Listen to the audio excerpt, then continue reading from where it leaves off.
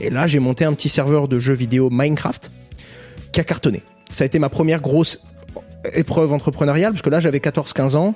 Et là, on est monté à 120 000 joueurs actifs et un staff de 40 personnes. Et là, c'était un vrai gros management. Et j'ai appris à manager des gens qui avaient 5, 10, 15 ans de plus que moi. Parce que le modérateur qui a 28 ans et qui gère le code de ton serve, tu lui dis pas tu bosses ce soir. Non, il va chercher sa fille, il va manger avec sa femme. Donc tu dois comprendre la problématique, fédérer par le plaisir et par l'envie de construire un truc ensemble plus que par l'argent. Et ça, c'était un gros challenge. Exécuté par qui? Fabrice Florent. Bonjour, bonsoir, bon après-midi à toi et bienvenue dans ce nouvel épisode d'Histoire d'argent. 3 vendredis par mois à partir de 6h du matin, on discute avec mes invités de leur rapport à l'argent. Comment le perçoivent-ils? Comment ils le gagnent? Comment ils le dépensent? Comment ils l'appréhendent? Tout simplement. Je suis Fabrice Florent, dans la vie je produis des podcasts d'interviews et de discussions et je crée des contenus. Si tu aimes cet épisode, va donc écouter la bande-annonce pour en découvrir plus sur moi et mes autres contenus. N'oublie pas de t'abonner sur ton appli de podcast préféré, de mettre un cool commentaire et 5 étoiles au podcast sur Apple Podcasts par exemple et également sur Spotify et de partager cet épisode autour de toi s'il t'a plu. C'est le meilleur moyen de m'aider si tu aimes mon travail. Tu peux aussi retrouver plus de liens pour rejoindre ma communauté sur Discord, me suivre sur les différentes plateformes et réseaux sociaux ou me contacter dans les notes de cet épisode. Voilà, il suffit d'aller voir les notes.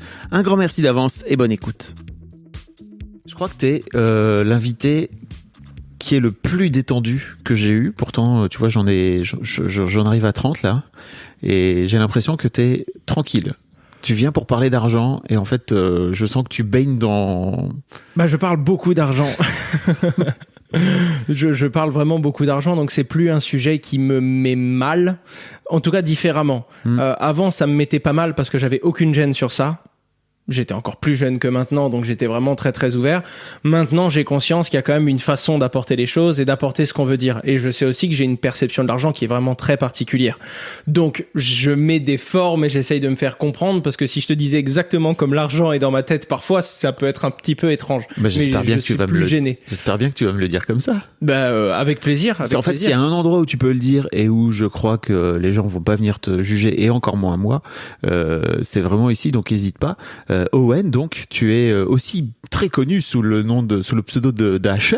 Tout à fait. Sur internet, où tu as commencé, si je me trompe pas, aux environs de 2016-2017, c'est ça à faire? C'est ça, 2016, ma première vidéo, c'est fin 2016 où j'ai essayé de démocratiser un petit peu. J'étais encore en phase d'apprentissage, enfin je le suis encore toujours vu comme ça avance vite, et où je commence à parler pour la première fois qu'est-ce que le Bitcoin, les crypto-monnaies, la blockchain, comment ça marche cette technologie et essayer de l'expliquer avec des mots simples. Donc t'es un vrai, ce qu'on appelle vulgarisateur, et je sais pas trop si tu te considères comme ça, mais c'est... Tout à fait. En tout cas, je suis plus proche de vulgarisateur que de youtubeur. Et pourtant, c'est le mot qu'on donne. Non, c'est ça, c'est juste qu'on vulgarise sur toutes les différentes plateformes, et c'est ce que j'aime faire. Quand je prends le temps de comprendre une notion complexe, c'est d'essayer de la transmettre le plus simplement possible. Et alors, t'as 25 ans? Oui. Donc t'es encore jeune. T'as commencé ça, donc t'étais encore plus jeune, t'avais genre il y a 6 ans, 19 ans. Ouais, 19. T'étais étudiant à l'époque? Tout à fait. J'étais en école de commerce à l'EDEC Business School. Et on va reparler un petit peu de ce qui t'a incité à t'intéresser déjà aux crypto-monnaies, à la blockchain, et aussi, tu vas peut-être, j'en profiterai pour te poser quelques questions sur ce que c'est que la blockchain, parce que c'est la première fois qu'on en parle dans ce podcast, donc c'est cool. Mais avant ça, il y a 2 questions que je pose à tous mes invités. La première, c'est, en fait, si je te dis argent, qu'est-ce que ça t'évoque pour toi au premier abord? C'est un outil. Très clairement, c'est un outil, c'est une capacité, c'est une ressource, c'est quelque chose qui s'utilise et qui permet de réaliser plein d'autres choses. En tout cas, dans le code et dans la société qu'on a définie aujourd'hui, l'argent est simplement un outil. De transaction, donc? Un outil de transaction, un bouclier, une sécurité, un outil pour essayer d'atteindre un objectif que ce soit un objectif de vie ou un objectif professionnel. C'est ça qui est intéressant, c'est comme c'est une ressource, elle est vraiment modulable en fait. Okay. On peut la programmer, enfin entre guillemets, on peut pas programmer la monnaie, c'est pas ce que je dis, mais on peut programmer la monnaie pour se protéger, pour se mettre en sécurité, pour augmenter son confort, pour au contraire sortir de sa zone de confort et s'essayer à quelque chose. C'est vraiment une ressource à utiliser, quoi. Et t'as pas la sensation que tu projettes quoi que ce soit d'autre derrière que juste, ok, c'est un outil comme un marteau pour être un marteau? Parce que souvent les gens projettent des choses sur l'argent, tu vois. Alors, qu'est-ce que tu entends comme projeter ? Bah, par exemple, pour plein de gens dans ce podcast, c'est la liberté, tu vois. Donc, c'est à un moment donné, tu viens mettre une valeur qui est très forte, hein, qui est très importante. Là où toi, tu me dis, ok, c'est juste, pour moi, c'est un marteau, quoi, alors, tu vois. Les gens voient ça comme une liberté parce que l'argent enlève une grosse partie des contraintes. Mais en tant qu'outil. Ouais. L'argent est un outil qui permet de régler 90% des contraintes. Il y a des contraintes de la vie qu'on peut pas régler avec de l'argent. On se prend un cancer, on peut pas régler ça avec de l'argent. Ça, c'est sûr. Et le cancer peut nous empêcher d'être libres. Steve Jobs en sait quelque chose. Steve Jobs en sait quelque chose. Donc, et ça enlève aussi de la liberté. Il y a plein de contraintes que l'on ne peut pas faire sauter avec l'argent qui enlèvent de la liberté. D'ailleurs, on a bien vu des gens qui se sentaient très très seuls et qui nous quittaient alors qu'ils avaient tout l'argent du monde. Bien sûr. Donc pour moi, l'argent n'est pas égal à la liberté parce qu'il ne suffit pas à avoir la liberté. C'est aussi dans la tête. Et c'est en couplant les deux qu'on peut avoir quelque chose. Mais je comprends ceux qui disent que ça offre la liberté parce que ça permet de dégager un bon 80 ou 90% des contraintes, on va dire, typiques de la vie. Ok. Non mais c'est très intéressant. Je crois que t'es pas loin d'être le premier invité qui me répond juste, ben voilà, c'est un outil, c'est un truc. Et j'aimerais comprendre, et donc je reviens à ma deuxième question, est-ce que t'as en tête l'un de tes tout premiers souvenirs d'enfance en rapport avec l'argent ? C'était très très très tôt. Ah ouais, moi c'était très très tôt. Je saurais même pas te dire quel âge par contre. Ouais. Je vais te dire une bêtise. Mais j'ai eu beaucoup de problèmes à l'école à cause de ça. Et d'ailleurs c'est bizarre parce que dans ma famille, ma mère était artiste peintre, mon papa était artificier. Il bossait à l'aéroport de Bastia. Pas d'entrepreneur, famille très modeste. Et moi, c'était argent. Genre, c'était vraiment quelque chose très très tôt. Et puis même pas... c'était même pas argent, c'était un jeu et il fallait générer des points. Et je voulais des points pour ne rien en faire finalement. Jusqu'à ce que je grandisse un peu, que je me rende compte qu'avec ces points, on pouvait faire plus de points. Mais ça, c'était encore autre chose. T'avais quel âge donc ? En primaire ? Je me souviens, école primaire, d'aller chercher des noisettes. C'est la première histoire que mes parents m'ont racontée où j'allais chercher des noisettes et je les vendais aux voisins. Je me souviens que le 10 mai, on pouvait vendre du muguet légalement. Donc là, c'était la folie. Là, il fallait le 10 mai, c'était tout le monde se levait très très tôt. On allait vendre. Et puis moi, j'avais une petite bouille de gosse, donc ça passait bien quand j'allais vendre le bouquet de muguet. Mais t'y allais en conscience en te disant, je vais gagner de l'argent. J'y allais en conscience. Je demandais à ma mère de m'emmener pour récolter le muguet. On devait vraiment préparer ça, packager ça. Ah non, c'était très important pour moi. C'était mon jeu. Je m'amusais comme ça. Okay. Et c'était ça, dans ces eaux-là, quand j'étais vraiment petit, et que j'ai commencé à pas simplement comprendre l'argent, mais parce que on prend du temps à le comprendre finalement cet outil, mais à commencer à bidouiller, à jouer, à me dire ok, je peux échanger différentes ressources et il y a une valeur commune qui me permettra de le rééchanger dans la ressource de mon choix plus tard. Ce qui donne une certaine tranquillité parce que on ne sait pas exactement ce que l'on veut faire avec, mais on sait qu'on pourra le faire si on l'a. Et ça, c'est fou. Et j'étais bercé par ce jeu et je me suis amusé comme ça quand j'étais petit. Et alors tu dis, on ne sait pas exactement ce qu'on pourra faire avec, mais on sait qu'on pourra le faire si on l'a. Mais j'imagine qu'aujourd'hui, dans ce mindset-là, en fait, dans cet état d'esprit, ça t'amène à... En fait, le ciel, c'est la limite, quoi. C'est exactement ça. Et on en revient à ce qu'on disait tout à l'heure en off. Je m'étais fixé un premier objectif de vie que j'ai éclaté en 3 mois après le lancement de ma première boîte. On l'a rehaussé de façon arrogante et 2 ans après, on l'a atteint. On s'est dit, quitte à rêver, on rajoute un 0 et quelques années après, on l'a atteint. Et on se rend compte qu'en fait, et c'est la discussion qu'on a avec mon frère, c'est bien d'entreprendre. Des fois, ça peut être éprouvant. Très souvent d'ailleurs. Par contre, il faut pas juste entreprendre pour avoir le droit de relancer une partie quand on en a réussi une, parce que sinon ça ne s'arrête jamais. Et il y a des gens qui veulent se dédier totalement toute leur vie, toute leur œuvre à leur objectif. On peut prendre un Elon Musk, un Bezos par exemple. C'est pas ce que j'aimerais faire. Pour l'instant, parce que je suis encore en train d'apprendre à me connaître, oui. Je grandis, puis il y a plein de choses qui changent. Ouais. Mon discours il y a 3 ans n'aurait pas été le même du tout. Mais je me rends compte que dans la vie, il y a une liberté et il y a des plaisirs qui viennent d'autre chose que le travail apporte un outil qui est une ressource financière et qui permet d'avoir le droit de retravailler encore plus. Et surtout, dès qu'on gagne de l'argent, on a une idée pour utiliser cet argent pour gagner plus. Et moi, je vois mon rythme de vie. Certes, il a augmenté depuis les 5 dernières années, mais il a pas augmenté autant que mon compte. compte. Pourquoi ? Parce que j'ai pas le temps, parce que je passe mon temps à en faire, du coup je peux pas le dépenser.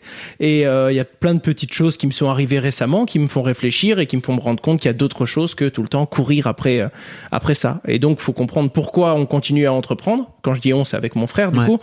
Et on se rend compte qu'il y a quand même d'autres plaisirs dans l'entrepreneuriat, qu'on se sent grandir, on se sent mûrir, on se sent évoluer. Ça, c'est un sentiment que je voudrais garder. On se fatigue, mais faut pas s'user. Et des fois, la corde est très, très, très fragile. Mais je pense que c'est ce jour-là où j'arrêterai, ou du moins je commencerai à planifier l'arrêt d'entrepreneuriat. C'est quand je me lèverai le matin et que je me dis, OK, il n'y a plus de plaisir. Il n'y a plus cette ligne d'apprentissage qui m'excitait autant et c'est grisant aussi. De vivre tout ça, de rencontrer des gens plus malins que nous tout le temps, de nous challenger. Le jour où il y aura plus ça et que ce sera plus que on y va pour la fin du mois et pour la fin de l'année ou pour le potentiel exit et l'argent qu'on prendra, à ce moment-là, ça veut dire qu'on le fera pour de mauvaises raisons. En tout cas, des raisons qui ne seront plus suffisantes.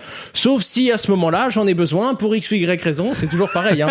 On ne peut pas tout planifier avant. Mais on peut avoir une bonne raison d'avoir besoin de ressources. Mais voilà. Ok.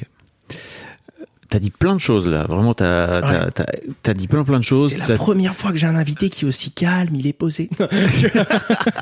Non mais t'as 25 piges, je vois bien que oui, là j'ai la niaque toujours. Voilà, c'est ça. Ça se sent à 12 000%, c'est trop cool. Mais non, t'as dit plein de choses, t'as dit que t'avais entrepris, donc t'es pas juste que youtubeur, on va en parler après, mais t'as plein de choses. Ah oui, pas du tout, YouTube c'est 5-10% de notre temps. Voilà.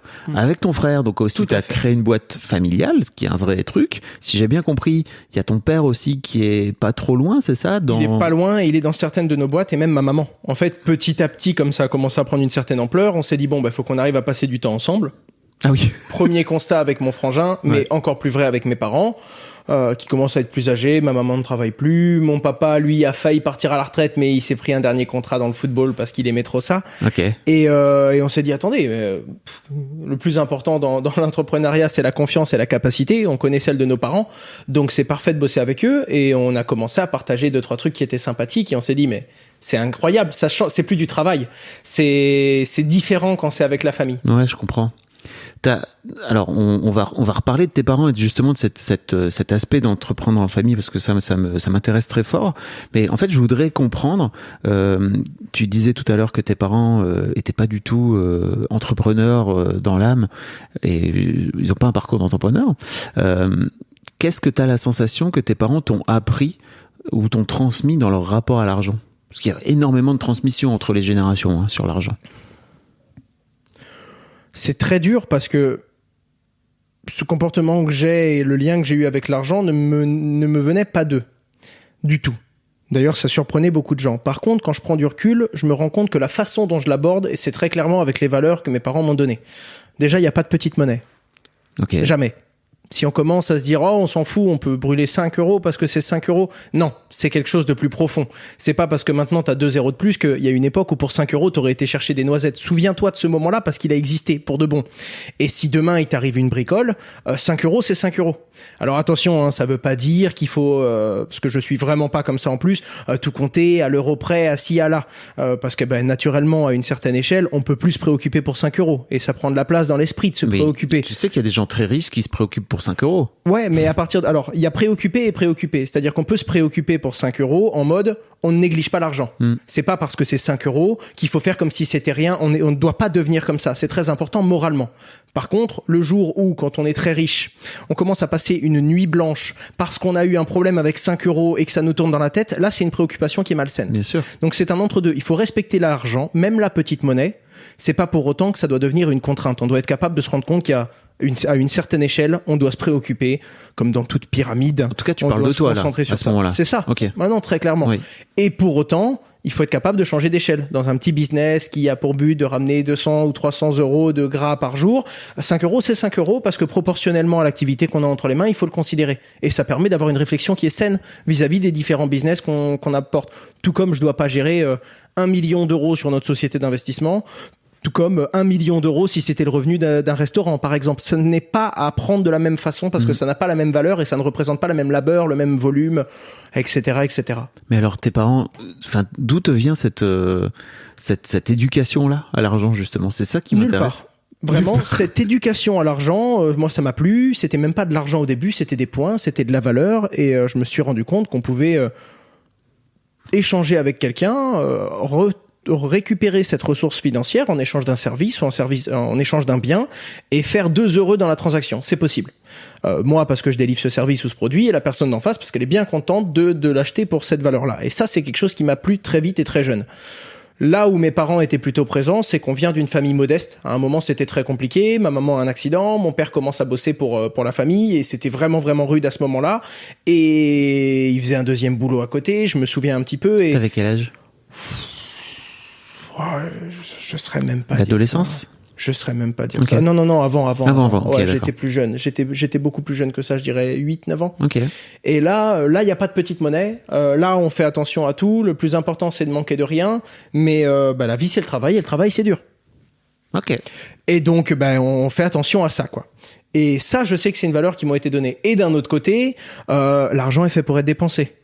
C'est bien beau d'en avoir pour subvenir à ses besoins et pour se protéger, mais l'argent la plus horrible au monde, c'est l'argent qui est mis de côté et qui bougera jamais. Ça, c'est censé circuler, passer d'une main à l'autre, permettre à plein de gens pour moi, c'est un liquide, c'est un mouvement, ça doit pas s'arrêter. Ou du moins, si ça s'arrête pas trop longtemps. Déjà parce que ça perd de la valeur. Tout ce qui ne bouge pas perd de la valeur. C'est un peu comme dans The Walking Dead. Ceux qui arrêtent de se déplacer, généralement, ils finissent toujours par mourir. Non, mais c'est exactement ça. Pour moi, c'est vraiment quelque chose, on doit le donner si on veut en recevoir, et ça doit bouger.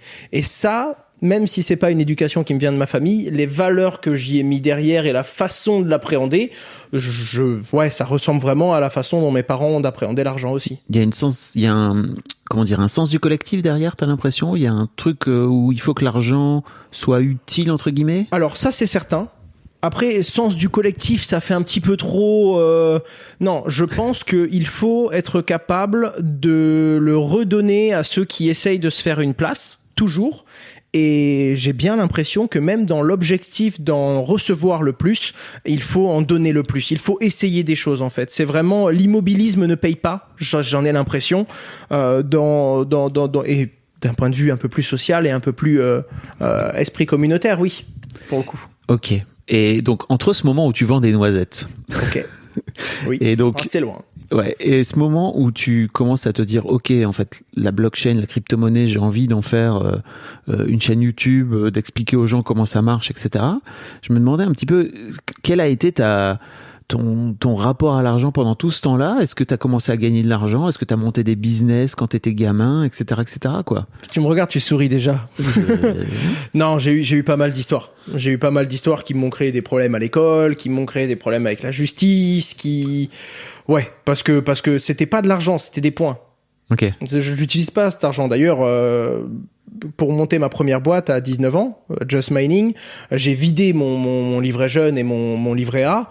Et tout l'argent qu'il y avait dessus, c'est de l'argent que j'économisais depuis que j'avais 8 ans, 9 ans. Okay. J'ai rajouté des petites pièces. À 12 ans, j'ai eu ma première carte, mon premier compte en banque, parce que j'avais légalement le droit d'avoir la carte, t'as même pas les chiffres en relief. Ouais, c'est vrai. Et c'est là que j'ai commencé à épargner, à me créer ce petit pécule. Mais non, j'ai eu plein d'histoires, que ce soit à l'école primaire où je vendais un peu de tout. Que ce soit au collège, quand je suis arrivé, j'ai eu la chance d'aller à la foire de Canton. Okay. Une des plus grosses foires de production et de marchands au monde, en Chine, parce que mon père était dans le football là-bas, donc j'ai pu aller là-bas. Et à 14 ans, je chope un premier contact qui me donnait le même accès à un catalogue comme AliExpress à l'époque où ça existait pas. Donc là, c'était miraculeux. Enfin, ça devait exister, mais c'était vraiment le début. Du coup, je faisais du dropshipping, entre guillemets, parce que j'achetais, j'avais mon stock à la maison et je revendais. Et la batterie pour téléphone portable n'existait pas. C'était un concept. Alors moi, le truc, je le vendais 45 €, je l'achetais 2,80 €. Oui, j'avais encore un petit peu... Les marges éthiques, c'était pas ça quand j'étais au collège. Et du coup, je commençais à payer d'autres élèves pour revendre, parce qu'on découvre qu'il y a des cercles de confiance. T'avais montré une pyramide de Ponzi, quoi. Ponzi non, parce que le Ponzi, c'est une personne qui prend, et moi, je distribue. Ouais. Et je donnais très, très, très généreusement des commissions exorbitantes à toute personne qui voulait revendre pour moi, parce que je voulais automatiser le truc-là. Wow. Et le scaler. Après, quand il y a eu ça, gros problème avec l'établissement, j'ai failli me faire virer. Parce que ça commençait à ramener plusieurs milliers d'euros par mois, collège. Donc moi, j'étais là, stockage, gardais ça, les stocks, j'avais plus qu'est-ce que je m'en foutais d'aller en cours. Et tes parents, ils disaient quoi? Mes parents, ils disaient rien. Mon papa était très très loin, ma maman était concentrée à gérer 2 enfants à la maison, et moi, j'étais très très focus sur la discrétion. Ouais, c'est ça, tu faisais ton truc dans ton coin. Je faisais des points. je faisais des points. T'avais quand même conscience que c'était limite Pas du tout. Ok. Aucun client biaisé, des retours positifs. Non, je veux dire vis-à-vis de tes parents. Vis-à-vis de mes parents, de faire du cash? Ouais. Pourquoi ça les mettrait mal à l'aise? Ah, je sais pas. Non. Là où ça a commencé à être un peu compliqué, c'est quand on a commencé à recevoir des chèques à la maison. Parce qu'après, j'étais aussi un joueur de jeux vidéo. Enfin, on m'appelait Flaubert, hein. J'avais vraiment les mensurations d'une armoire à l'époque. J'étais vraiment derrière mon ordinateur toute la journée. Je prenais pas soin de moi et ça se voyait. Ouais. Et j'étais vraiment très focus sur les jeux et j'ai commencé à jouer à des jeux sur des serveurs privés. Parce que les autres étaient payants et parce que mes parents voulaient pas le payer et je me voyais pas payer pour un jeu. Et sur les serveurs privés, j'ai commencé à tricher sur un serveur World of Warcraft. Oui. Je me souviens, Ivalice Online, c'était. Et je trichais pour générer des pièces d'or. Ouais. Pièces d'or que je revendais aux joueurs moins cher que le serveur ne les vend aux joueurs. Contre des codes Audiotel. U comme Ursule, A comme Anatole, 1,34€. La minute voire modalité chez le magasin participant. C'était ça. Et du coup, on recevait les codes. Et moi, ces codes-là, je les changeais sur des sites de rembourse ton forfait et je récupérais du cash. Problématique, c'est que là, il me fallait un IBAN. Ça commençait à se structurer, il fallait passer sur le numérique, donc il a fallu que j'accuse le switch et j'étais pas encore majeur. Et donc, ce que j'ai fait, c'est que j'ai pris l'identité de mes parents. Naturellement, j'avais pas le choix, je devais encaisser cet argent. Et naturellement, j'ai commencé à recevoir ça sur des comptes en banque, 20, 50, 70 €, ça dit rien. Chèque de 700 € à la maison. Ma mère chope le chèque avant que je le chope moi et que je l'encaisse. Et là, elle appelle mon père en mode, je crois qu'il est en train de faire une bêtise. Tout était toujours très sain. J'avais un serveur de jeux vidéo après, parce que comme je me suis fait bannir du serveur où je vendais les pièces d'or moins cher qu'eux, je me suis dit, pour que ça arrive plus, autant créer mon serveur. Personne va me bannir de mon serveur sur lequel je choisirais et je ferai la traque aux gens qui vendent moins cher que moi. Et là, j'ai monté un petit serveur de jeux vidéo Minecraft qui a cartonné. Ça a été ma première grosse épreuve entrepreneuriale, parce que là, j'avais 14-15 ans, et là, on est monté à 120 000 joueurs actifs et un staff de 40 personnes. Et là, les serveurs informatiques coûtent une fortune. Il faut trouver un moyen de générer des rendements. Donc, il faut réussir à proposer des avantages en jeu pour que les gens soient prêts à payer et me permettent donc de couvrir les dépenses que j'ai pour maintenir le serveur. Mais les avantages ne doivent pas dénaturer le jeu, sinon les joueurs ne s'amusent plus, ils ne viennent plus. Et donc là, on commence à avoir toute l'économie financière d'un jeu vidéo, tout le management d'une équipe de modération et de développeurs alors que je ne peux pas les payer. Donc c'est extrêmement social. T'as pas de boîte. J'ai pas de boîte. Ouais. Donc je peux pas les payer, si ce n'est leur donner des avantages dans le jeu. Ouais. Ce qui fait que j'ai reposé en fait toute la structuration de ce business model sur l'intérêt in-game. Il devait y avoir un intérêt suffisamment fort pour fédérer une communauté et ça devait s'auto-modérer parce que j'avais pas les moyens de prendre des ressources externes en fait. Et là, c'était un vrai gros management et j'ai appris à manager des gens qui avaient 5, 10, 15 ans de plus que moi parce que le modérateur qui a 28 ans et qui gère le code de ton serve, tu lui dis pas tu bosses ce soir. Non. Il va chercher sa fille, il va manger avec sa femme, donc tu dois comprendre la problématique, avoir des ressources qui ont un bon taux d'effacement pour pouvoir toujours avoir des mecs en backup quand certains ne sont pas dispo, et fédérer par le plaisir et par l'envie de construire un truc ensemble plus que par l'argent. Et ça, c'était un gros challenge. Waouh. Et pendant ce temps-là, tu gagnais de l'argent, toi, de ton côté. Ah bah oui, l'objectif, c'est que le serveur s'autofinance et plus. Mais la réalité, c'est que j'ai toujours réinjecté là-dedans parce que honnêtement, la grosse fortune que j'ai tirée de cette expérience, c'était dans ma tête. T'as gagné combien d'argent ? Rien du tout, quelques milliers d'euros, okay. 5, 10, même pas 10 000, je pense, en 5 ans ou 6 ans. Ouais. C'était ridicule. Dans ta poche, tu veux dire, mais globalement. Globalement. Ouais. C'était ça. Il y avait des moments où le serveur me coûtait 700 € par mois et où je devais les sortir à l'époque où je voulais vraiment le développer et que je remettais tout dans le budget, marketing, la com et tout. Mais la réalité, c'est que ça coûte plus rien. Aujourd'hui, le serveur, il tourne encore. Ouais. Ça a coûté 80 € par mois à faire fonctionner, peut-être 60, c'est ridicule. Mais il y a plus grand monde dessus, mais c'est une belle histoire, quoi. C'est quelque chose, c'est un serveur de jeu qui est resté là 10 ans. Et je recroise, on a dans une de nos boîtes, un de nos développeurs, c'était l'un des modérateurs qui m'a aidé à l'époque. Ah oui. Il est rejoint en CDI une de nos structures, alors que je le fréquentais quand j'avais 14 ans. C'est incroyable. C'est très marrant. Là, c'est vraiment atypique, ouais. J'ai l'impression que t'étais en train de tester un peu l'expérience. Enfin, t'étais en train de te monter aussi une expérience de, ok, en fait, moi, demain, je veux devenir entrepreneur. T'as jamais eu en tête de devenir salarié dans ta vie, j'imagine. Oui, parce que j'aimais bien. Au début, je faisais des stages, beaucoup. En fait, j'adore la hiérarchie. J'ai pas besoin d'être à la tête. J'ai besoin d'être partie prenante. D'ailleurs, plus j'avance, plus je me dis, attends, le mieux, c'est d'être actionnaire. C'est pas d'être opérationnel, d'être CEO, bien d'avoir sûr. C'est le boss de... Non, le boss, c'est celui qui charbonne. L'actionnaire, il est bien. Ouais. Celui qui charbonne, c'est différent. Non, je me rends compte que j'avais besoin de mettre les mains dans le cambouis.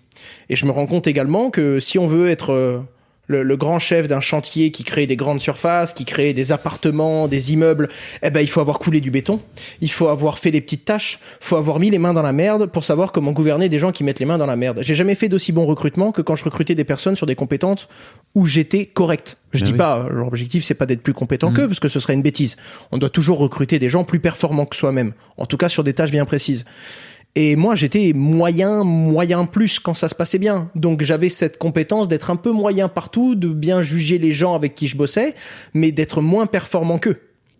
Et c'est ça qui, de fil en aiguille, te permet d'avancer. Quand je te dis que j'ai tiré une vraie fortune de ce serveur de jeu, la fortune, c'était l'expérience. Oui. Parce que là, je suis sorti de ça. Je savais manager, je comprends que quelqu'un frustré nous mettra dans une situation qui n'est pas pérenne, que on doit le faire autant par le devoir et donc par la rémunération que par le plaisir, sinon il manque l'une des deux composantes qui nous permet d'aller loin. Et ça, c'est des petits trucs que j'ai appris en jouant, parce que c'était vraiment un jeu, mon jeu, et du coup je mettais une énergie qui était folle, qui était démesurée, et qui me faisait apprendre facilement, parce que je m'amusais. Ce n'était pas une contrainte, ce n'était pas une corvée. Et c'est comme ça que j'ai fait mes plus grosses leçons de vie, je pense.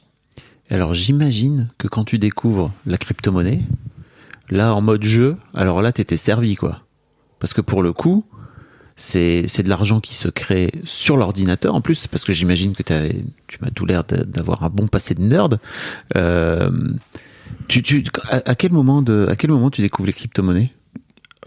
Première année d'école de commerce, Okay. Mon premier stage, je vais dans la boîte de mon frère, qui galère un petit peu à l'époque, et il y a un de ses devs, qui au passage est l'un des associés fondateurs de ma boîte Just Mining, et qui me dit mais attends, toi t'es dans Minecraft, t'es dans les points, tu vendais des trucs au lycée, t'as fait n'importe quoi, j'ai eu des embrouilles sur des sites de Paris, enfin bref, des trucs de fou, tu vois. Et il me dit et tu sais pas ce que c'est le Bitcoin ? Je fais non, c'est quoi ? Il me fait c'est une monnaie qui s'échange sans tiers de confiance, genre il y a pas de banque centrale.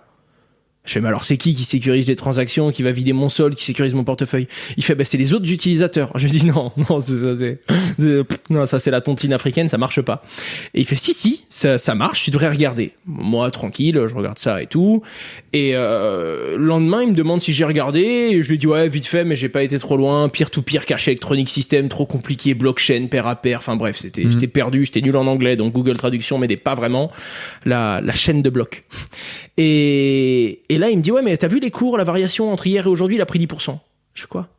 Attends, il manquait une composante stimulus. Tu vois, genre...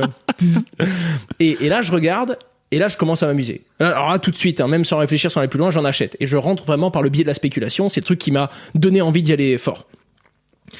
Et là, du coup, je me dis, bon, il faut quand même que j'essaye. Je vais pas acheter un truc sans savoir si c'est bien sécurisé, décentralisé, s'il y a pas un bonhomme qui appuie sur un bouton, il vide mon solde. Enfin, c'est de l'argent, quoi. Ouais.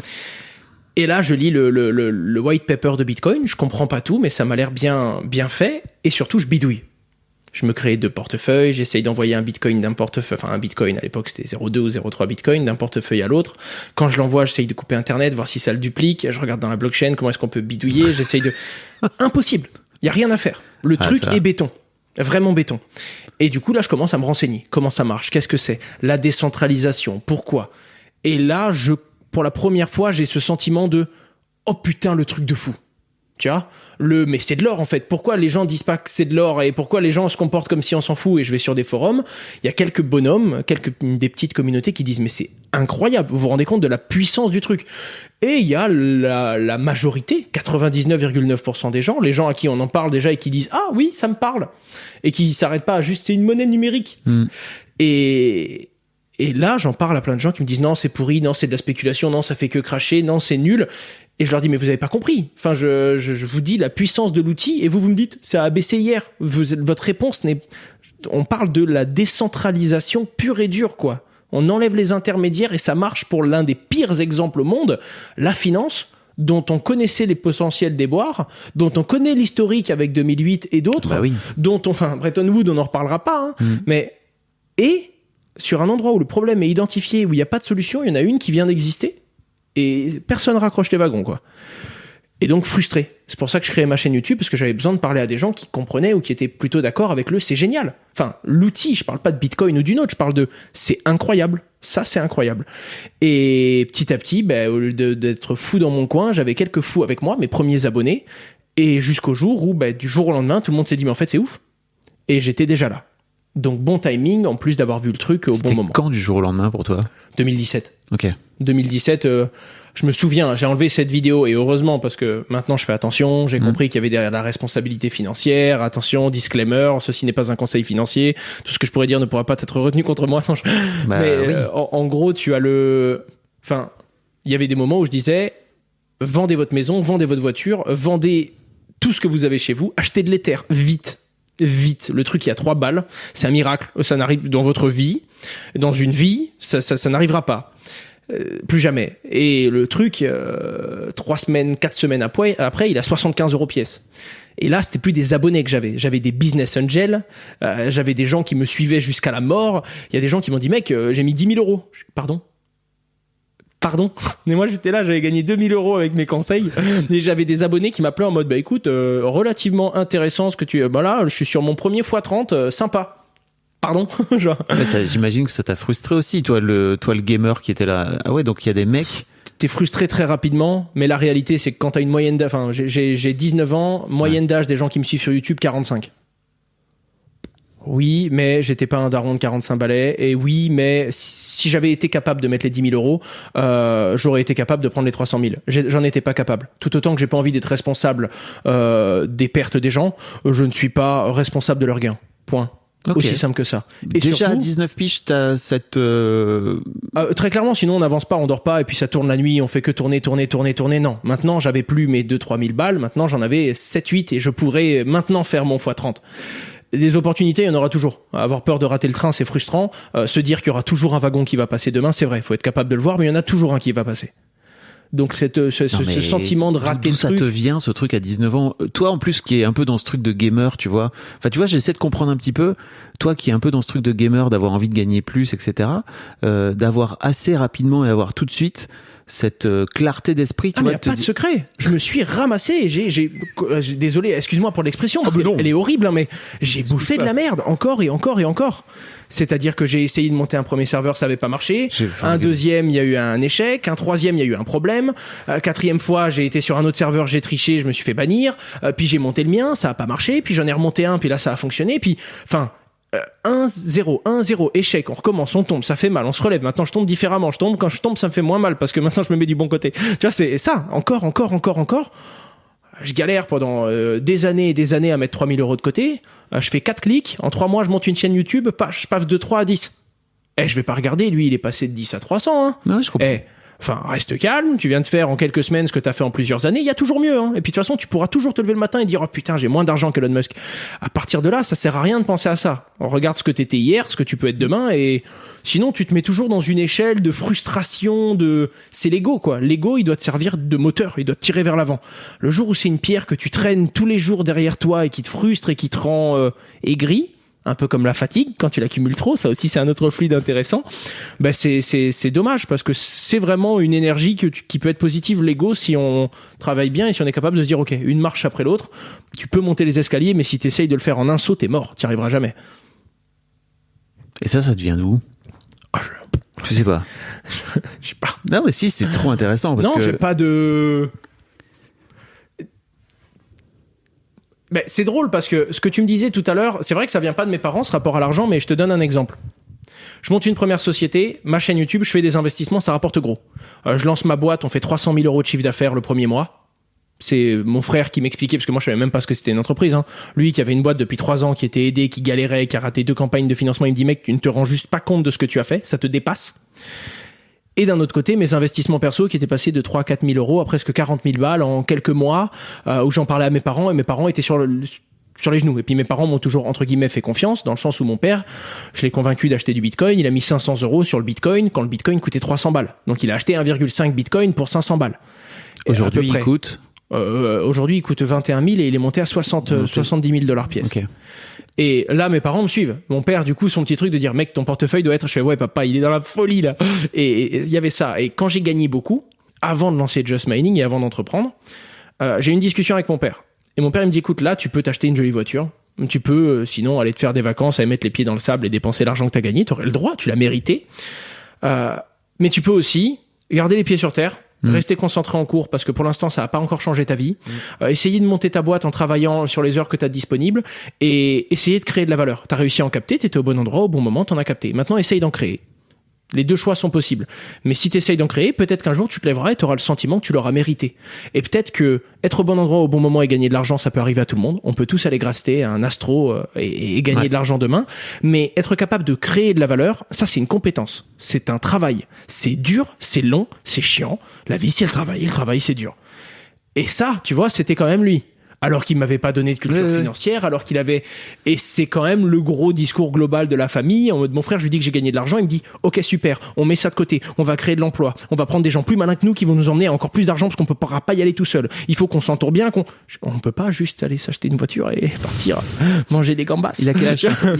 il est 4 ans de plus que moi, il a 28 ans. Ok. Et c'était d'ailleurs dans notre binôme, moi c'est le commercial, la grande gueule, je teste, je sais pas si ça passe, on verra bien quand on sera dans le mur. Et mon frangin est plus en mode non, là c'est un mur blindé, ça semble être une mauvaise idée, mais ça me tuera pas, même si je rentre dedans. Il fait oui, mais tu rentres pas dedans. Tu vois, et le mélange des deux entre lui qui calcule, qui analyse, qui monte des dossiers et qui formule intelligemment, et le moi qui lui dit écoute, ça sert à rien de tout le temps tout calculer, il y a des moments faut le sentir, c'est des gens, c'est des opportunités et faut y aller. Ben ce mélange-là a été plutôt sain parce que il m'a remis les pieds sur terre et il m'a partagé tous les échecs qu'il avait eu dans l'entrepreneuriat que je n'avais pas eu. Parce que j'aurais pu très vite penser que la vie c'était facile et que ça marchait comme ça, quoi. Alors que non, j'ai eu beaucoup de chance et mon père m'a fait travailler pour la mériter un jour et mon frère m'a dit c'est de la chance, regarde, ça c'est la vraie vie, ça c'est de la chance. Fais la différence entre les deux parce que ce serait quand même mieux que ça dure, quoi. Non, mais c'est cool d'avoir réussi à prendre conscience. Donc, ok, je comprends mieux, ça vient quand même du daron à un moment donné qui vient te dire gamin, redescends sur terre, et puis avec l'aide du frangin qui a l'air d'être... Et ma mère qui nous déconnecte de tout ça. C'est-à-dire qu'on peut gagner beaucoup d'argent, on peut avoir des boîtes à succès, on peut avoir des gros échecs, on peut... Comme mon père dit, la vie c'est le travail c'est dur, ma mère dit, écoute, t'es à la maison, il fait chaud, on est entre nous, personne n'est malade et on a des beignets au fromage ce soir. Ça, c'est la vie. Et, au brucho ou pas? C'était les... Ah, c'est pas du bruch. Ah, c'est autre chose. Enfin bref. Et, pardon, je dis ça parce que mais c'est ça encore, tout à fait. Ouais. Non, je crois que c'est les miaccioli qu'on dit. Okay. Ces beignets-là, ils s'appellent comme ça. Enfin bref.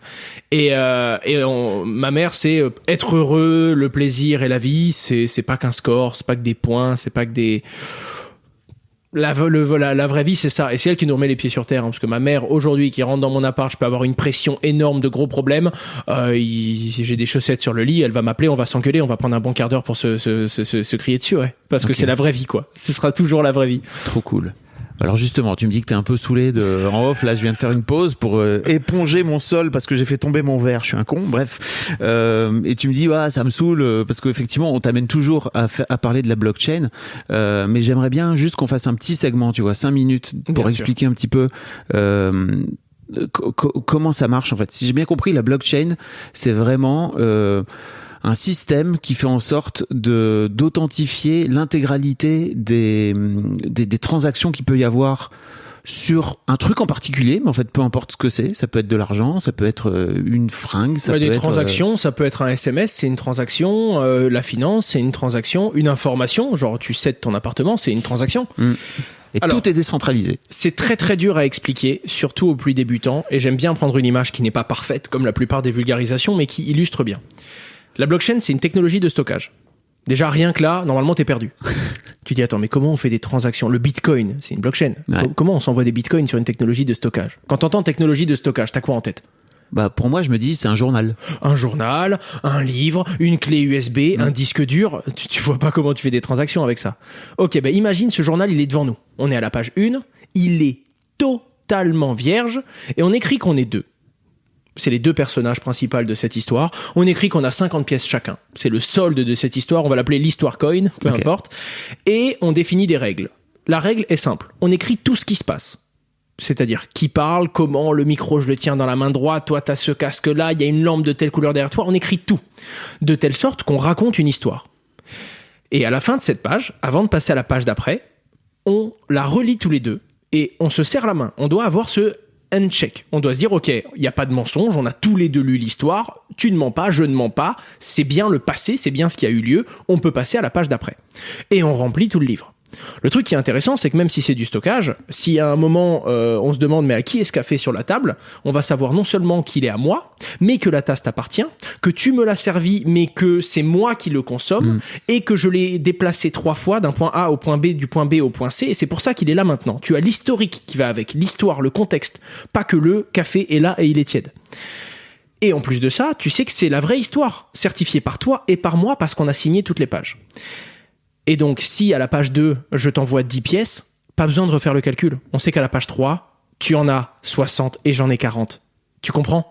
Voilà pourquoi avoir un historique parfait, et le fait que cet historique soit certain et impossible de modifier le passé, parce qu'on ne peut pas modifier ce qui s'est passé hier, comme dans la vraie vie, ça te permet de tracer avec une certitude tout ce qui s'est passé et faire un constat, un état des lieux de la condition actuelle de notre, entre guillemets, histoire. Ben, ce ne sont pas des pages reliées les unes aux autres par un bouquin, par un livre. Ce sont des blocs d'informations, de transactions, reliés les uns aux autres par une chaîne d'ordre chronologique. Et quand on reprend toute la chaîne depuis le début, eh bien on voit tous les bitcoins qui ont été créés, tous les bitcoins détenus par les gens, on voit où ils sont aujourd'hui, et comme le réseau est transparent, tu peux vérifier qu'il n'y en aura jamais plus d'un certain montant, et que toutes les règles définies à la première page de cette histoire, qu'on va appeler le white paper, dans tous les projets blockchain, c'est un peu les conditions, le comment ça marche, notre histoire. Qui a les jetons au début, comment, pourquoi, qui sont les deux fameux personnages, eh bien ça c'est la blockchain. Et du coup ça permet de faire des trucs complètement fous. Je te donne un exemple très simple, ça a permis l'unicité numérique.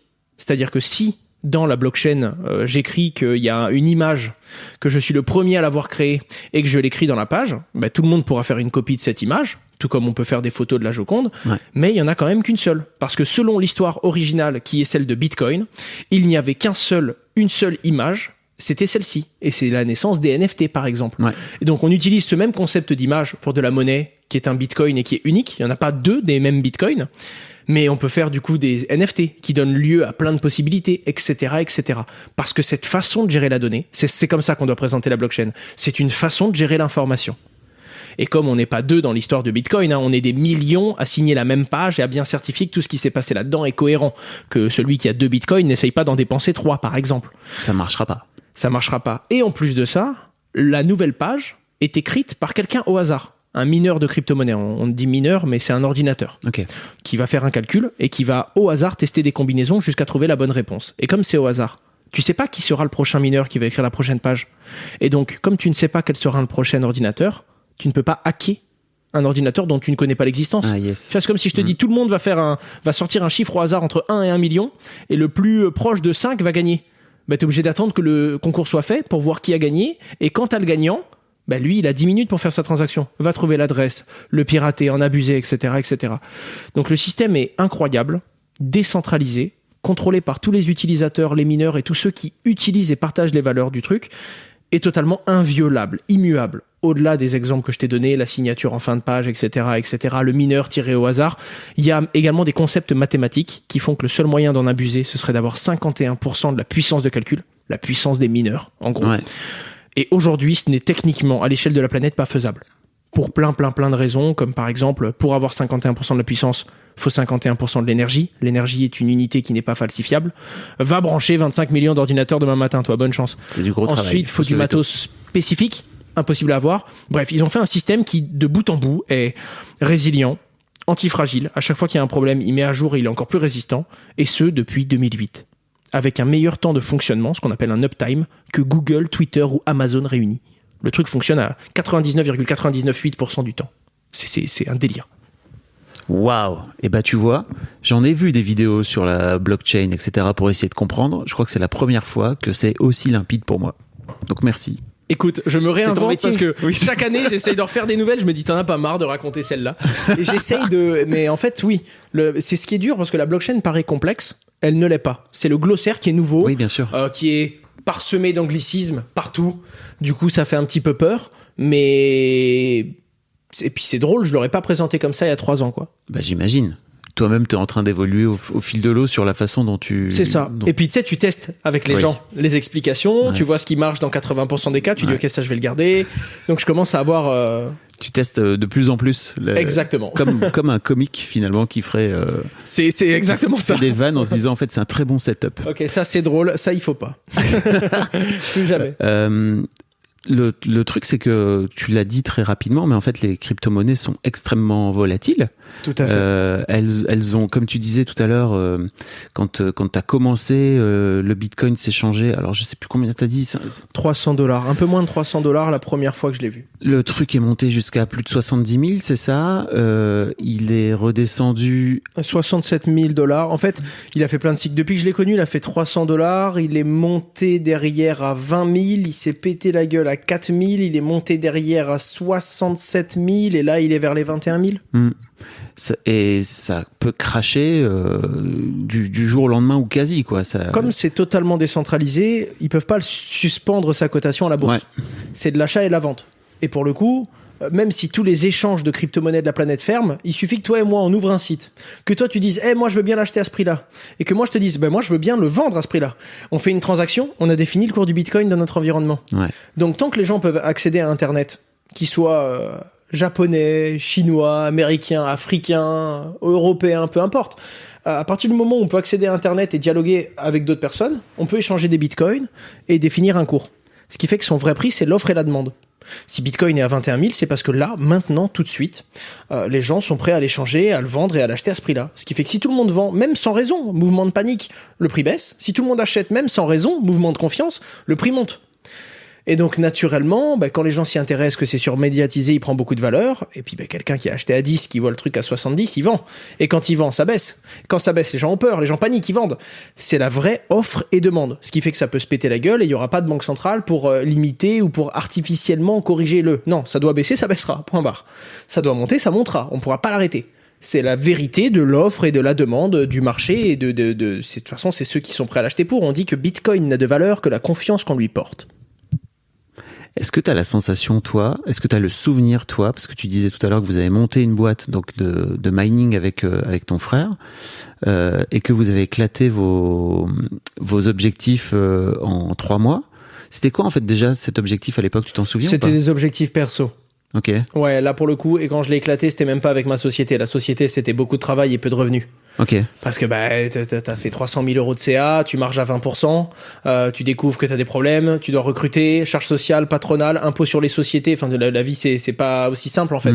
Et à la fin de l'année, il nous reste quoi, 7 000 euros de gras sur les comptes. On fait mais qu'est-ce qui s'est passé? On a fait 304 CA et on a 7 000 euros. Oui, ouais. Mais on a fait vivre des gens pendant tant de mois, on a cotisé pour notre chômage, nos impôts, bref. Mais la boîte au début, ça nous rapportait pas d'argent. Okay. C'était une bonne école. Là, maintenant, on commence à optimiser parce que tu fais des switches, tu quittes le hardware, tu vas sur du software plus scalable, international. Enfin, tu commences à savoir travailler ton EBITDA. Mais à l'époque, c'était plus personnel. Les plus gros revenus que j'ai fait dans ma vie, c'est sur mes investissements perso. Et je dis bien investissement et pas trading, parce que je suis pas trader. Acheter, vendre, non. J'achète, je conserve, je sens bien un nouveau projet, je prends position et je tiens 4-5 ans. Ah, t'as pas eu de... Comment ça, t'as pas eu du tout de rentrée spéculative avec le Bitcoin? Alors, j'en ai eu, mais il y a rentrée spéculative et rentrée trading. Ouais. Moi, c'était plus bon père de famille. J'en achète, j'y crois, je le conserve. Okay. Je suis pas genre je l'achète, j'ai vu dans la courbe que le MACD va croiser ça, du coup si ça tape la résistance, je revends. Non, ça c'est le métier de chartiste. C'est un métier de trader. C'est pas mon job. Mon job à moi, c'est de la constitution de portefeuille. Donc oui, il y a quand même de la gestion d'actifs, mais je prends des positions, je les tiens long terme. Les clients qui viennent chez Just Mining, c'est pas pour qu'on se mette derrière les courbes et qu'on prenne des positions toute la journée, non. On constitue leur portefeuille, à certains moments on va diminuer l'exposition à quelques actifs, et quand on sent qu'il faut, on va rouvrir la voilure pour essayer de prendre un maximum de ventes dans nos ailes en fait. Mais on est plus là en mode, on va se constituer un patrimoine crypto, okay. Et on va le travailler à travers X années. C'est pas en fait j'ai vu la courbe et parce que ça part là je pense que ça va faire ça, du coup on vend et on rachètera demain matin. Non, on est vraiment sur une unité de temps qui est beaucoup plus longue et on ne veut pas être des traders, nous sommes des investisseurs. Ok.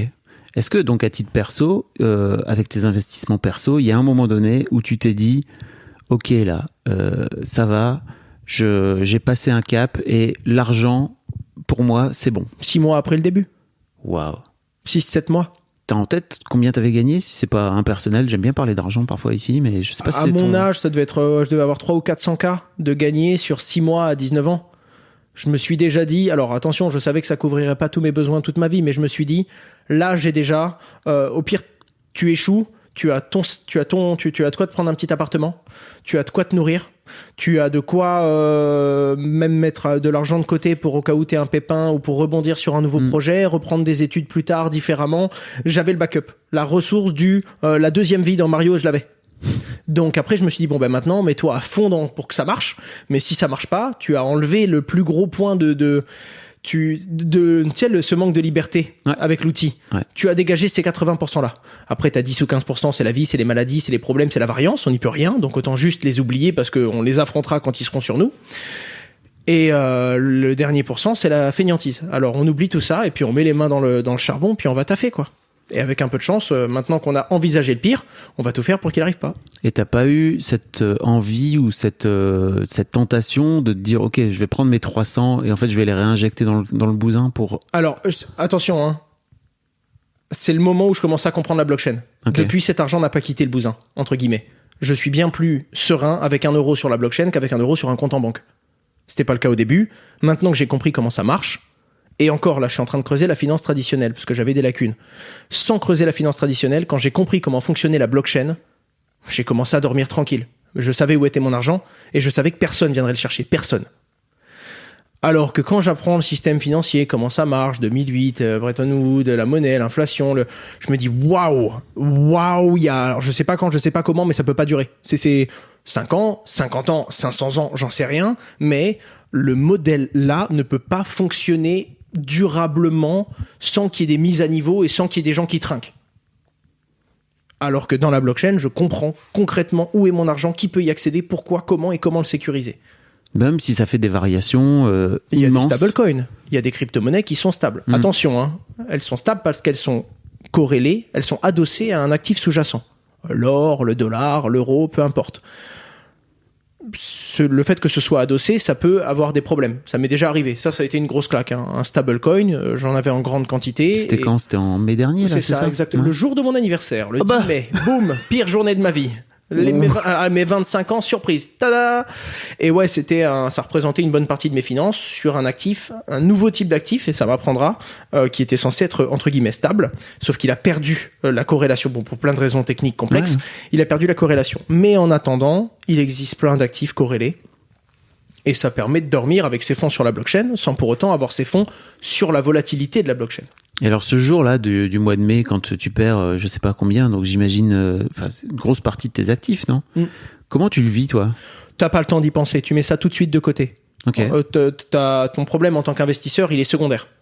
Tout de suite, je devais le gérer en tant qu'entrepreneur. Oui, parce que... On avait des produits financiers. Oui, j'imagine on gérait, avec Just Mining à l'époque, on gérait un demi-milliard d'assets. Wow. Donc, comme on a un demi-milliard d'assets sous gestion, on avait 50 millions d'assets sur des stablecoins.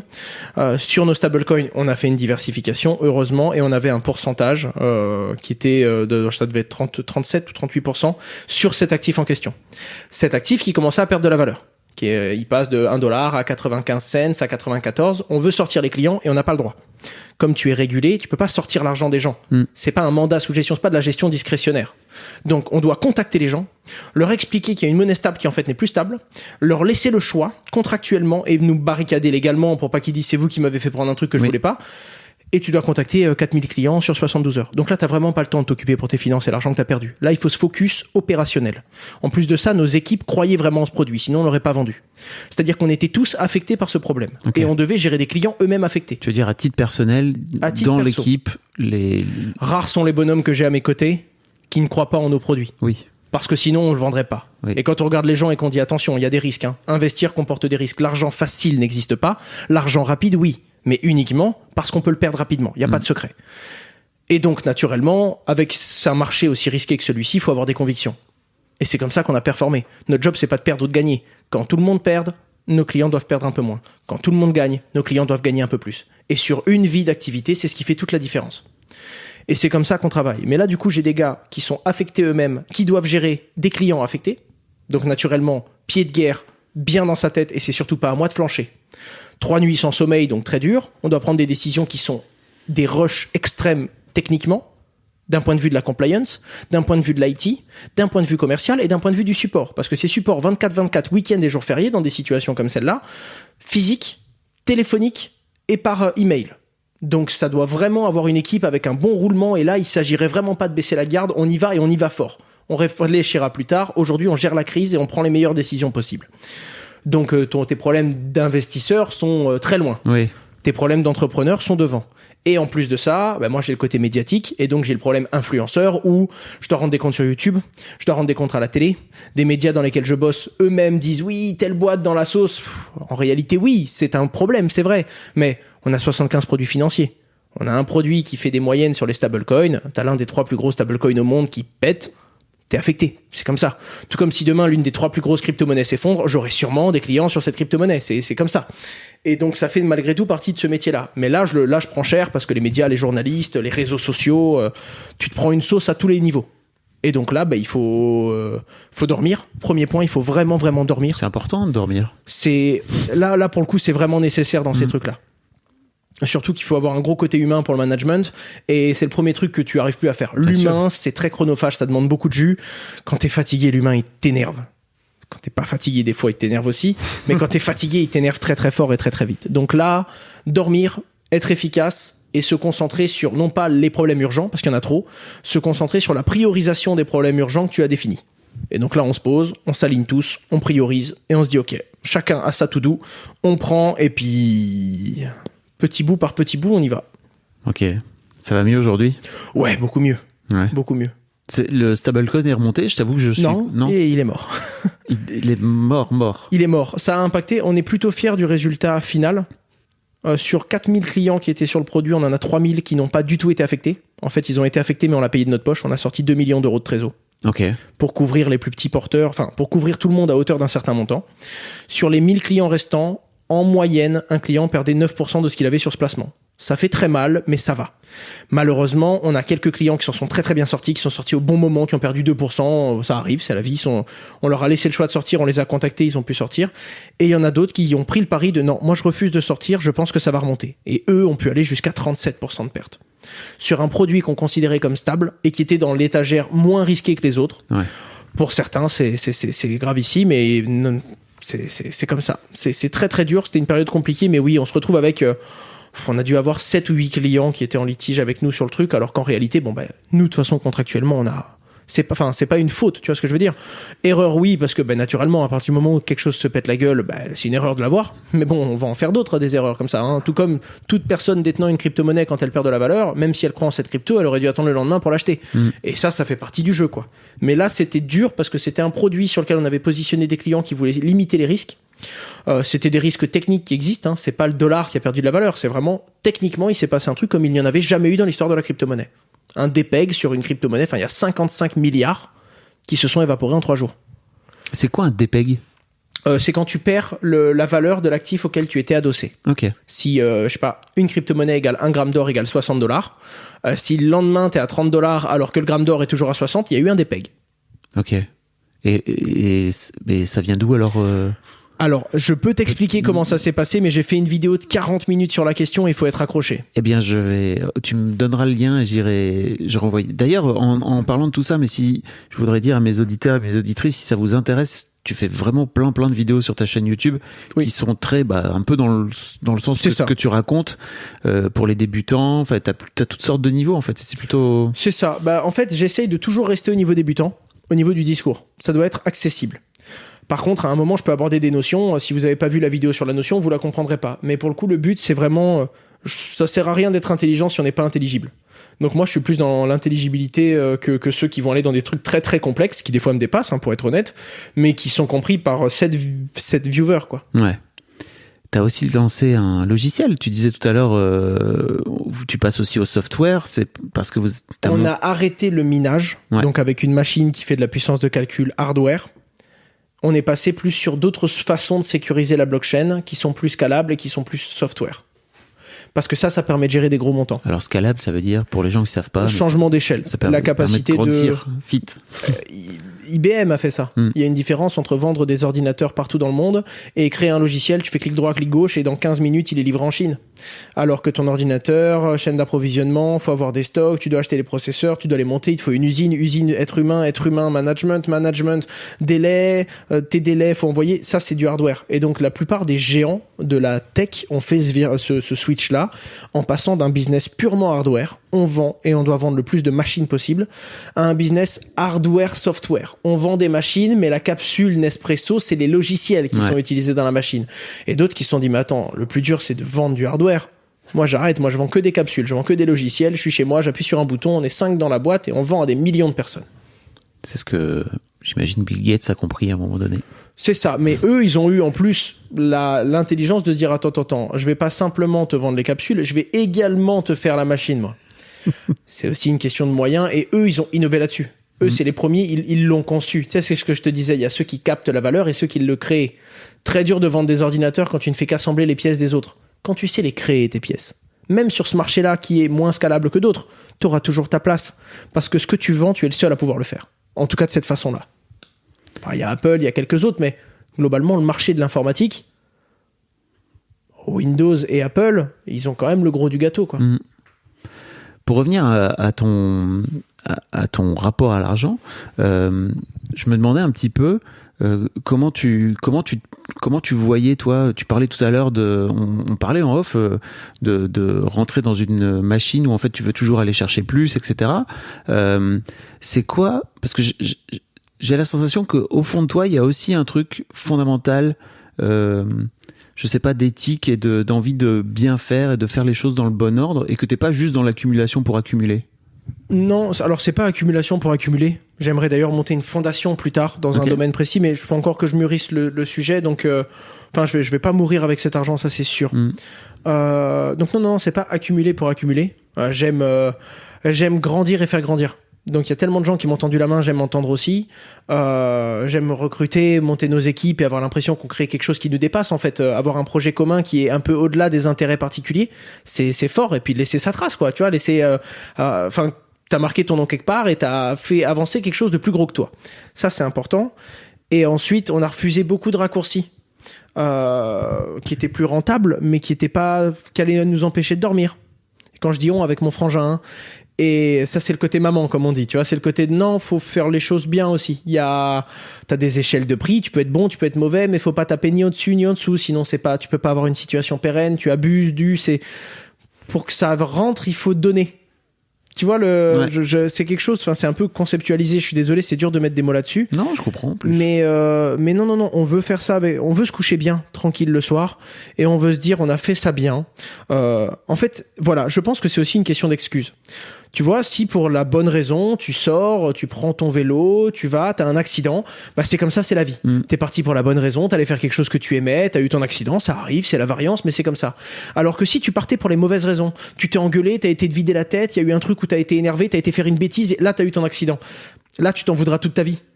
Parce que tu l'as pas fait pour les bonnes raisons. Tu vois, il y a pas que le résultat.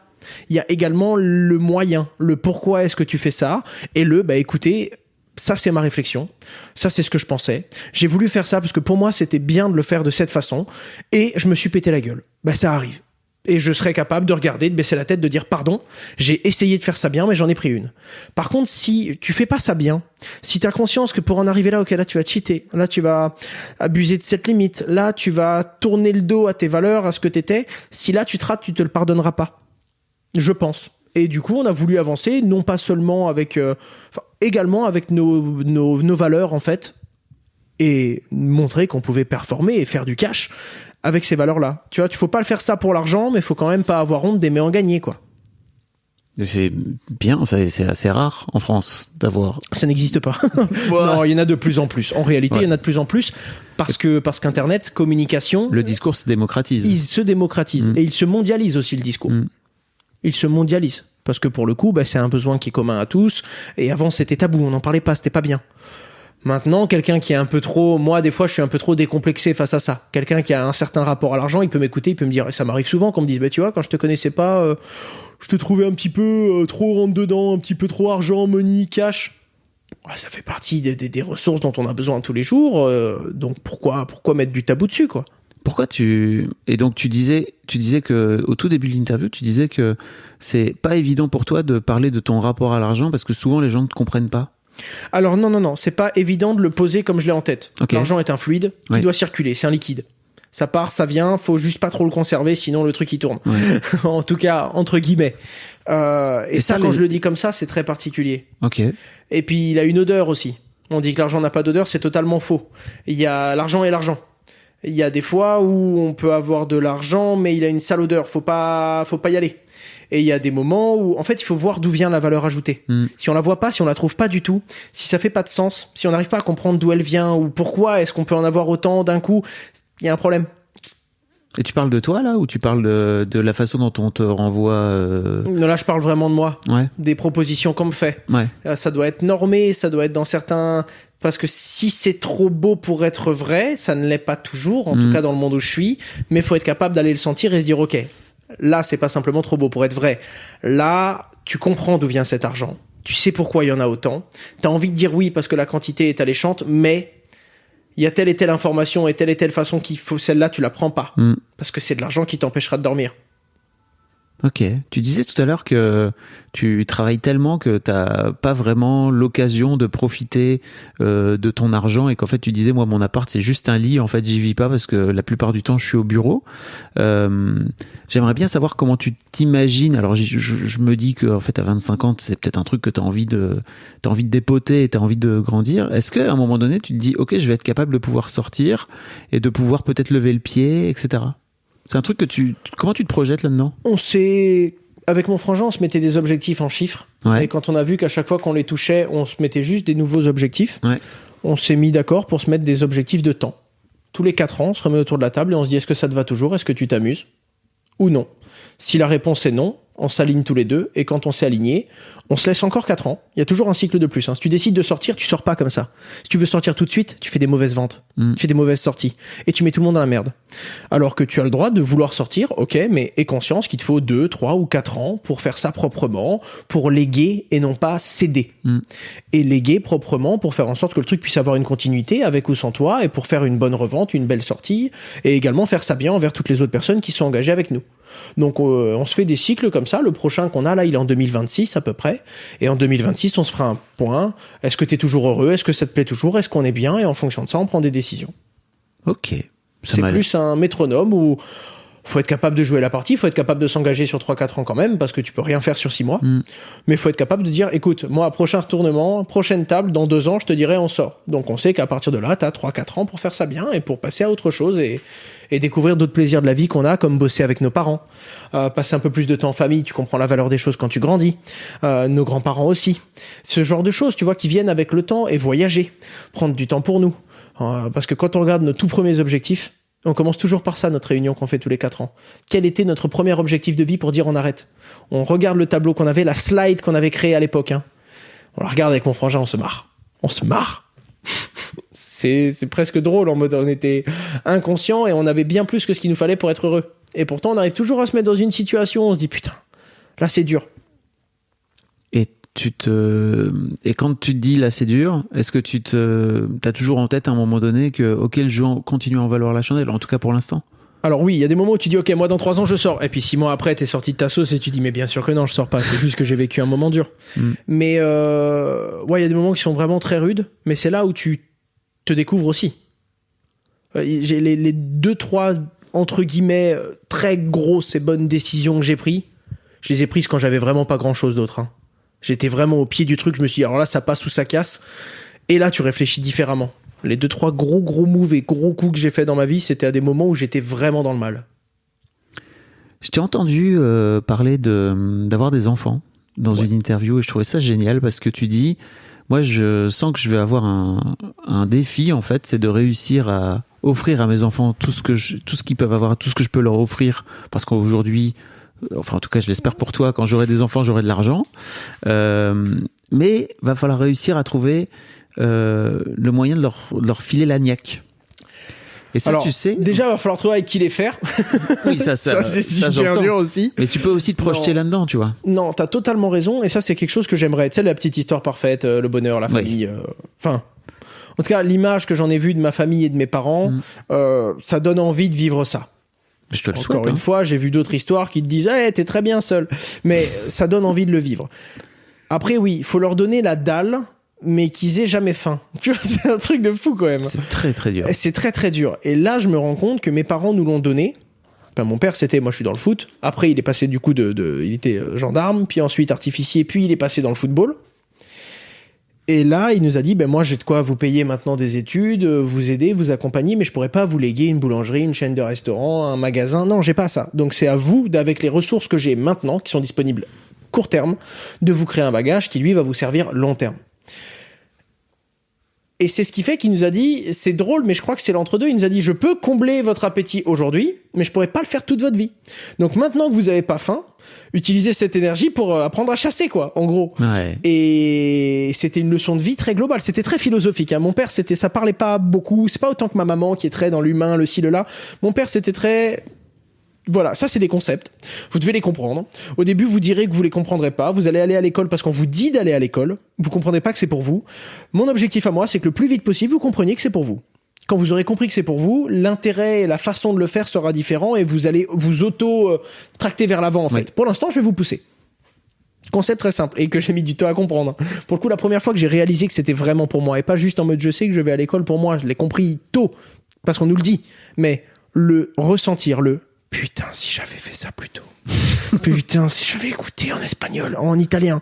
Putain, si j'avais compris que les maths, ça servait pas juste à faire des additions, si j'avais compris le truc. Eh ben ça, c'était, 17 ans. À 17 ans, j'ai vraiment saisi que j'allais en cours pour moi. J'ai commencé à kiffer apprendre. Alors que les 17 premières années de ma vie, mes parents m'ont traîné en cours. Hein. Ils m'ont traîné, hein. C'était... J'imagine que ça devait pas te passionner, vu ton profil. Pas du tout, sauf certains cours. Parce que les maths, assez rapidement, j'ai commencé à comprendre que sur de la first in, first out, gestion de stock, finance, dédouanement, putain, tu te dis, écoute, si t'as pas de suivi, si t'as pas de structuration et de logique mathématique, t'es mort, tout de suite. Informatique, c'était quand même un truc qui venait un peu des maths, la logique, Bien la sûr. façon de, etc., etc. Tout le côté humain qui est très important quand même, c'est à toi de l'apprendre. C'est pas un truc qu'on t'apprend à l'école, hein, le côté humain, le management. Par contre, le vivre ensemble. L'internat. Quelle belle leçon de vie. T'as fait ça? Ah oui, j'étais à l'internat.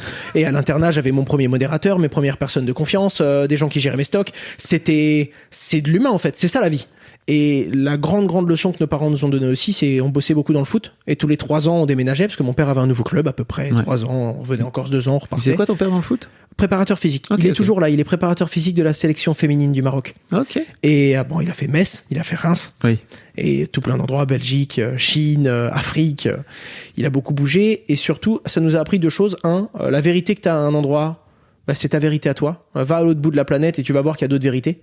Arrête de penser que ton point de vue, c'est l'omniscience. Ouais. Non, réveille-toi et comprends que tu es tout petit. Et la deuxième chose, c'est dès que tu commences à avoir des bonnes relations, des amis, des proches, une petite copine, à t'amuser, à être bien dans ton... On déménage demain.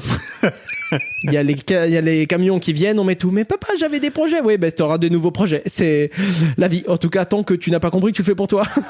Waouh. Et dur, très dur, parce que t'es en Corse, tu pars, t'arrives entre guillemets en France. En Ouais. Corse à l'époque, t'es un sale Corse en France. Puis tu reviens en Corse et t'es un sale Français. Je suis génial, un truc. Puis t'arrives en Asie, t'es un Caucasien. Puis tu repars aux États-Unis, t'es un Européen. Puis tu fais dur. Et en fait, tu te rends compte que t'es un enfant du monde. C'est comme ça. Il y a des êtres humains, il y a des trucs. Et puis j'ai des trucs que j'adore de l'Asie. Il y a des trucs que j'adore des États-Unis sur la façon de penser. Il y a des trucs en France que j'adore. Et je me dis putain, s'ils pouvaient avoir ça, mais garder cet état d'esprit. Et tu te rends compte qu'il y a plein de choses partout et si tu veux tout voir, tout faire, tout vivre, il faut pas dormir beaucoup là. Est-ce qu'il y a un sujet sur lequel je t'ai pas amené? Dans ton rapport à l'argent dont t'aurais aimé parler là? Non? Ton nom, j'entends un si derrière Non, c'est ton déjà, c'est vrai que c'est déjà très très large. Puis comme je t'ai dit, c'est un axe un petit peu différent. Ça me fait toujours un petit peu peur parce que, déjà, je sais que ce genre de podcasts sont écoutés par des gens qui s'intéressent à ça, mais je vois encore beaucoup trop de gens qui ne sont pas prêts à avoir l'ouverture d'esprit de parler aussi librement de cash, d'argent, de rapport à. Et je sais que même des gens qui sont très ouverts à ça, beaucoup de gens, et même des gens bien plus malins que moi, n'ont pas du tout mon rapport à l'argent. Pourquoi ça te fait peur alors? C'est pas que ça me fait peur, entre guillemets, mais je sais comment ça peut être perçu dans ce pays. Ok. Et j'ai déjà eu des trucs où j'ai fait 2 vidéos sur 2 sujets parfaitement identiques, un en anglais, un en français. En français, inadmissible, gênant, et aux États-Unis, très bien vu. Mais bien sûr, c'est libre, tu peux parler d'argent, t'es bienvenu. C'était sur quoi cette vidéo ? C'était sur une vidéo sur une arnaque en crypto-monnaie, où pendant 45 minutes, j'explique que c'est une arnaque de bout en bout, et à la fin de la vidéo, je dis pour les plus débiles d'entre vous qui vont foncer quand même tête baissée, quitte à perdre tout votre argent, prenez mon lien d'affiliation que je récupère quand même 10% des plus cons d'entre vous. Après 45 minutes... Tu le dis aussi clairement que ça. Ah, je le dis aussi clairement que ça. Ah non, là, je le dis vraiment très clairement. Ouais. Je dis voilà, pour ceux qui ont quand même envie d'aller dans le mur, tant qu'à faire, autant prendre 10% sur les plus cons qui vont foncer tête baissée après l'explication par A plus B que vous perdrez tout. Parce que t'as dans tes vidéos... BitConnect, l'arnaque du siècle, c'est le titre, on peut pas se tromper. Je dis ça parce que tu as un lien qui permet de renvoyer et de gagner de l'argent avec un système de commission. BitConnect, qui était un système pyramidal que je démonte de bout en bout, qui proposait 1% d'intérêt par jour. J'explique pendant 40 minutes qu'il faut être complètement aveugle, stupide et avide pour ne pas voir que c'est une arnaque. C'est pas parce que c'est une arnaque qu'on peut pas gagner de l'argent, parce que tu le gagnes sur le dos des autres que tu fais rentrer. Et donc j'explique pendant 45 minutes pourquoi mathématiquement, structurellement, d'un point de vue de la rentabilité du logiciel, d'un point de vue des promesses qui ne sont pas tenables, c'est une pyramide de Ponzi. À la fin de la vidéo, j'explique qu'ils m'ont proposé un très gros chèque pour en dire du bien, expliquer que c'était l'avenir, que c'était le futur et tout. Ils m'ont proposé 1 million d'euros. 1 million très d'euros. Dur de dire non à l'époque où c'était... Mais je dis voilà, je ne pouvais pas faire ça parce que moralement, ça y était pas. Par contre, pour les plus cons qui vont foncer tête baissée et tous ceux qui me demandent en MP une vidéo pour dire du bien d'eux, il y a des gens qui vont foncer quand même dedans. Il y a des gens qui vont quand même y aller rien que pour le risque du aller, je mets la main dans le piège à loup avant qu'il se referme. Bien sûr. En connaissance de cause, rien ne me dérange, même pas une pyramide. Ce qui me fait peur, c'est de voir quelqu'un qui rentre dans une pyramide de Ponzi et qui ne sait pas Sans son le étude. savoir. Ça, c'est triste. Celui qui rentre et qui compose avec les règles et les risques, c'est la vie. C'est comme quelqu'un qui rentre dans un casino. Il sait. À partir de là, je dis voilà, pour les plus cons d'entre vous qui veulent quand même mettre du pognon ici et qui pensent être plus malin qu'un système qui est bien plus vieux qu'eux, voici mon code d'affiliation et je récupérerai toujours 10% de ceux qui ont perdu le plus. Et là, aux États-Unis, très bien accueilli, puisque je mets en garde sur le truc. Il y a quelques liens qui utilisent le lien en mode mec, je tente le coup, moi je rentre, je mets ça et tout, content de savoir que t'es dans l'aventure avec moi. Et il y en a d'autres en France qui me tapent à honte, tu fais une vidéo complète sur un truc comme ça, tu le décris, tu dis que c'est une arnaque, et à la fin tu mets quand même un lien. Il y a des gens qui ont dit que j'étais promoteur de cette arnaque. Et après, c'est vrai que quand tu poses ça sur le papier, le fait de mettre un lien et d'inviter des gens, c'est de la promotion, c'est vrai. D'un autre côté, je vais pas me priver d'eux, je fais un truc pour expliquer que c'est une arnaque. Je sais que quoi qu'il arrive, il y a des teubés qui vont foncer avec ou sans moi. Je serais con de me priver de ça. Et tu te rends compte que culturellement, ça passe pas en France, alors que ça passe parfaitement. Il n'y a pas eu un seul commentaire sur la vidéo anglaise. Ouais. J'ai eu, dans les 10 premières minutes, dans les 2000 premières vues, j'ai eu 50 personnes qui s'en sont plaints. Tout de suite, j'ai coupé à 2000 vues, 2500 vues, je coupe, j'enlève ce passage-là et je la remets en ligne. Et depuis, elle a fait 300 000 vues. Alors imagine si j'avais laissé en ligne. Et là, heureusement, j'ai été super actif. Je me rends compte du truc, je me remets devant l'ordinateur, clic droit, clic gauche, couper. 2000 vues seulement. Waouh, je comprends que... Comment tu les vis, ces commentaires? Tu dors pas, C'est dur? Ces commentaires-là, au début, c'était dur. Maintenant, je m'en fous parce qu'il y en a trop. Ouais. Et j'ai grandi avec ça. Enfin, j'ai été... Des gars plus costauds que moi sur YouTube m'ont tendu la main et m'ont fait comprendre qu'il fallait dormir. Des gars vraiment plus balèzes. Et d'un autre côté, c'est pas les vrais problèmes. Okay. Il y a des moments où t'as des problèmes. Ça, c'en est pas un. Merci beaucoup, Owen. Un plaisir. C'était limpide. C'était génial. Franchement, j'ai pris un panard pas possible et je me dis que forcément, les gens qui écoutent vont faire de même. Je mettrai tous les liens pour te suivre parce que t'es partout, le gars. Facebook, Twitter, partout. Instagram, TikTok, Snapchat, je vais même pas les sortir, mais. Il est partout. T'es sur Twitch aussi, bien sûr. Ouais, je suis sur Twitch toutes les semaines. Le Twitch, c'est plus un format Owen et actualité. Ouais. C'est un peu l'Owen Man Show, si tu veux. Alors que YouTube, c'est très tutoriel éducatif. Ouais. Merci beaucoup. Un plaisir. C'était top. Un grand merci d'avoir écouté jusqu'au bout cet épisode. Si tu as une histoire à me raconter, tu peux m'envoyer un mail. Tu retrouveras toutes les informations dans les notes de cet épisode. Si le podcast t'a intéressé, n'hésite pas à le partager sur tes réseaux sociaux et n'oublie pas de me taguer sur @fabflorent, c'est mon compte Insta, histoire que je puisse te voir. Tu peux aussi écrire directement à mon invité. Il arrive parfois que je partage son compte Insta dans les notes de l'épisode. Ça lui fera à tous les coups un grand plaisir. Merci beaucoup et encore pour ta fidélité. Et en attendant le prochain épisode, je te souhaite une belle vie.